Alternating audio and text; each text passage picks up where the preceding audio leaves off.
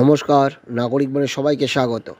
এই মুহূর্তের সবচেয়ে বড় খবর, তৃণমূল ফিরিয়ে নিল ইউসুফের নাম। কে ইউসুফ পাঠান? ইনি বর্তমান তৃণমূল কংগ্রেসের মুর্শিদাবাদের সাংসদ। অপারেশন সিঁদুর ও সীমান্ত সন্ত্রাসবাদ সম্পর্কে বিশ্বের কাছে নিজেদের মতামত তুলে ধরতে কেন্দ্রের গড়া প্রতিনিধি দলে জায়গা পান তৃণমূলের লোকসভার সাংসদ ইউসুফ পাঠান। তবে আজ টিএমসির শীর্ষ নেতৃত্ব জানান, এই প্রতিনিধি দলে তাদের পক্ষ থেকে কেউ যাবেন না।